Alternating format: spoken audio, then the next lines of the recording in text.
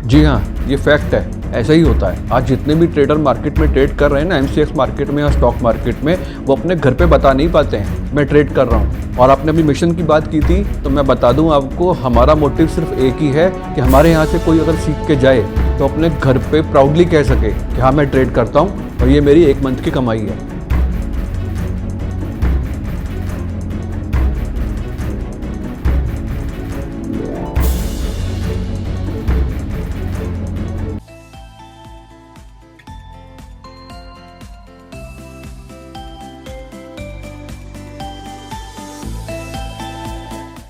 नमस्कार दोस्तों, मैं राजीव राज स्वागत करता हूं आपका फिर से अपने YouTube चैनल पिंगाक्ष ट्रेडिंग में। दोस्तों, ये सिक्का उछालकर आपने हेड टेल तो बहुत किया होगा, पर क्या आपको ये पता है कि आप इस सिक्का उछालने की गेम में 10 में से 6 से ज्यादा बार हार नहीं सकते। 10 में से 6 बार आप कितनी ही कोशिश कीजिए, कितनी ही बार ट्राई कीजिए, ये एक सीधा सा गणित है। अगर 10 बार आप सिक्का उछालेंगे और हेड या टेल मांगेंगे तो 10 में से आप मैक्सिमम 6 बार गलत हो सकते हैं, उससे ज्यादा नहीं। आप कोशिश करके देखिएगा कभी। और अगर आप मेरे साथ ये गेम खेलेंगे हेड या टेल की, और अगर मैं आपको बोलूं जब भी आप गलत होंगे आप मुझे 10 रुपए देंगे और जब भी आप सही होंगे मैं आपको 20 रुपए दूंगा, तो दोस्तों मैं कितनी ही कोशिश कर लूं, कितनी ही बार आपसे ये 10 की गेम खेल लूं, मैं हमेशा आपको पैसे देकर ही जाऊंगा। तो ये सीधा सा गणित हेड टेल का आपको हर बार प्रॉफिट में ही रखेगा। और यही गणित अगर हम स्टॉक मार्केट में ट्रेडिंग करते हुए इस्तेमाल करें, यानी कि अगर हम हेड या टेल से भी डिसाइड करते हैं कि हमको बाय करना है या सेल करना है, और हर बार गलत होने पर मार्केट को 10 रुपए देना और हर बार सही होने पर मार्केट से 20 रुपए लेना, तो मार्केट आपसे कभी पैसा नहीं ले सकती। बट ये कन्विक्शन इतना स्ट्रांग होना चाहिए कि मैं कभी भी मार्केट को गलत होने पर 10 रुपए से ज्यादा दूंगा नहीं, और जब भी सही रहूंगा तो 20 रुपए लूंगा। तो फिर सोचिए दोस्तों, और हेड टेल से भी डिसाइड करने पर मार्केट आपसे ले नहीं सकती। अगर आपने इस मार्केट को सीख लिया, जान लिया और अपनी एनालिसिस से इसको ट्रेड करना स्टार्ट किया और अपना रिस्क रिवॉर्ड, अपना मनी मैनेजमेंट इस तरह से सेट कर दिया कि आप जब भी आप अपना स्टॉप लॉस अपने प्रॉफिट से आधा रखेंगे तो कितनी ही बार गलत हो जाए लेकिन मार्केट आपसे ले नहीं पाएगी। और इस स्टॉक मार्केट का गेम दोस्तों पूरा का पूरा मनी मैनेजमेंट पे डिपेंड करता है। आपका मनी मैनेजमेंट अच्छा है, इस रूल को फॉलो करने की कन्विक्शन आपकी स्ट्रांग है, और फाइनली आप मार्केट से लेंगे ही, देंगे नहीं उसको। और जिस तरह से दोस्तों आज मार्केट ने बिहेव किया, तो मॉर्निंग में ही समझ में आ गया था कि कुछ ना कुछ ऑकवर्ड आज मार्केट जरूर करेगी। अब बैंक निफ्टी की बात करें तो बैंक निफ्टी खुली तो गैप अप, लेकिन वो इस लेवल पर ओपन हुई थी कि वहां से लग रहा था कि इस लेवल को फिलहाल तो तोड़ पाना बहुत मुश्किल है। और यही अपडेट मैंने अपने टेलीग्राम चैनल पर लोगों को दिया कि मार्केट ओपनिंग होते ही कुछ बाय मत करना, मार्केट को पहले स्टेबल होने दीजिए। और जिस स्टेबिलिटी की वेट हम पूरा दिन करते रहे, वो फाइनली हमको 3:30 बजते बजते भी नहीं दिखी, बिकॉज बहुत ही रैंडम मूवमेंट्स थी आज निफ्टी और बैंक निफ्टी की। और इन रैंडम मूवमेंट्स के बीच में हमने भी जो अपडेट्स दिए, उस अपडेट में मार्केट को कन्विक्शन नहीं दिखा पा रही थी। और सेकंड हाफ में मार्केट ने अपने मॉर्निंग के हाईज को जब ब्रेक किया, तो नीचे के इंपॉर्टेंट लेवल्स जो कि बहुत अच्छे सपोर्ट्स आज साबित हो सकते थे, उन सबको छोड़ दिया। दोस्तों, जब भी मार्केट इस तरह से बिहेवियर करती है तो ऊपर के लेवल से भी बाय करना बहुत रिस्की हो जाता है। और फिर से यही अपडेट मैंने अपने टेलीग्राम चैनल पर लोगों को बताने की कोशिश की कि यहाँ से एंट्री भी बहुत खतरनाक हो सकती है। हालांकि ऊपर के जो भी लेवल्स चैनल पर अपडेट करता गया, वो सब लेवल्स आते गए, बट वहां पर एंट्री इसलिए रिस्की थी दोस्तों क्योंकि बिकॉज वहां से स्टॉप लॉसेस बहुत बड़े थे। वहां पे मार्केट का रिस्क रिवॉर्ड बिल्कुल भी ट्रेडेबल नहीं था। और दूसरा कारण दोस्तों, नीचे के जो सपोर्ट्स जिनकी मैं बात कर रहा हूँ, इंपॉर्टेंट सपोर्ट्स, वो नीचे के सपोर्ट्स भी अभी अनअचीव्ड थे। तो इन सभी चीजों को एक बार हम डिटेल में अपने चार्ट्स में समझ लेते हैं। चलिए लेके चलता हूँ मैं आपको अपनी लैपटॉप की स्क्रीन पर, और देखते हैं कि आज मार्केट ने किस तरह से बिहेव किया चार्ट्स पर। और जैसा कि कल आपको मालूम है छुट्टी है, मार्केट हॉलीडे है, परसों मार्केट किस तरह से रिएक्ट कर सकती है।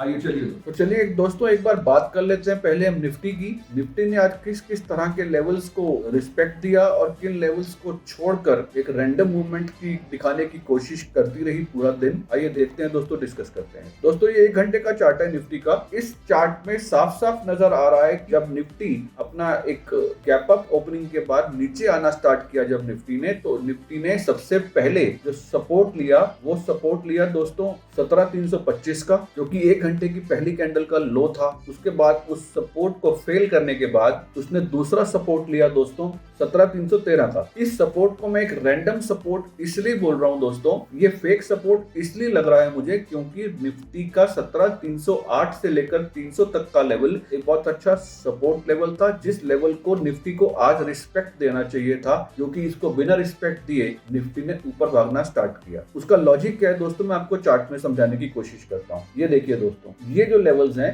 ये जो लेवल्स हैं, इन लेवल्स की वैल्यूज वही सेम है जो मैं आपको भी बता रहा हूँ। इन लेवल्स को बिना टच किए निफ्टी ने ऊपर भागना जब स्टार्ट किया तो समझ में आ गया था कि अब यहाँ से बाइंग रिस्की हो सकती है। क्यों? क्योंकि दोस्तों अगर ये लेवल्स टच हो जाते, इनको रिस्पेक्ट देकर अगर निफ्टी ऊपर जाना स्टार्ट करती, निफ्टी में एक अच्छी बाइंग अपॉर्चुनिटी बन सकती थी। बट इस बाइंग अपॉर्चुनिटी को फेल किया निफ्टी ने इस सपोर्ट को बिना टच किए ऊपर भागने पर। और दोस्तों आपको परसों यानी कि वेडनेसडे को अगर निफ्टी नीचे गैप डाउन खुलती हुई दिखती है तो आपको इन लेवल्स को थोड़ा सा ध्यान में रखिएगा, जो कि लेवल्स हैं 17,305 से 300 के बीच में। और अगर निफ्टी फिर से नीचे गिरते हुए इन लेवल्स को रिस्पेक्ट करने के बाद कोई सपोर्ट बनाती है, कोई ऐसी कैंडल बुलिश बनाती है, तो वो एक बहुत ही अच्छी बाइंग अपॉर्चुनिटी हो सकती है आपके लिए। इसके अपोजिट अगर निफ्टी बिना इन लेवल्स को दिखाए ऊपर बढ़ना स्टार्ट करती है या फिर गैप अप खुलती है दोस्तों, आपको दोस्तों फिर आज का हाई टूटता हुआ दिख सकता है, जो कि एक नेक्स्ट लेवल, क्योंकि मैं नेक्स्ट लेवल निफ्टी का देख पा रहा हूँ 17,440 का। इस 17,440 के लेवल को निफ्टी